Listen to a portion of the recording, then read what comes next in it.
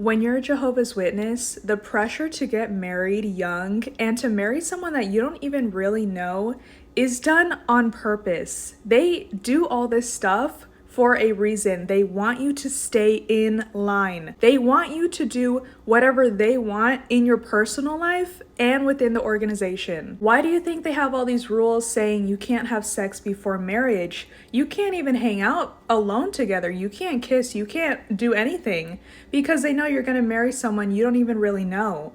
You guys, it makes more sense to experience as much as you can with someone before you get married. That's like a huge commitment. It makes more sense to see them on their bad days, on their good days, to see how they act when you're in distress, to see how they act like on a road trip, to see if you even like being intimate with them. That's very important to a relationship.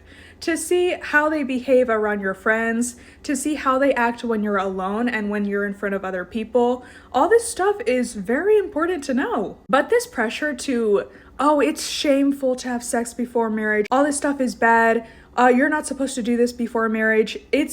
We're told these things on purpose, you guys, so that we can end up in marriages that literally suck the soul from us. But a lot of people don't leave because they're like, well, I already paid for the wedding.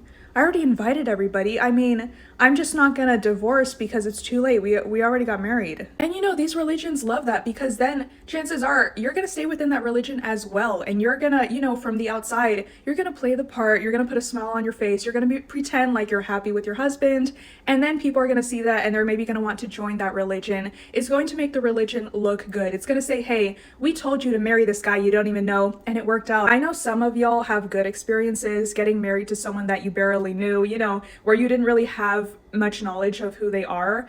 I mean, you got lucky, but the majority of people, that's not the case. There's a lot of women who they will take this to their grave, you guys.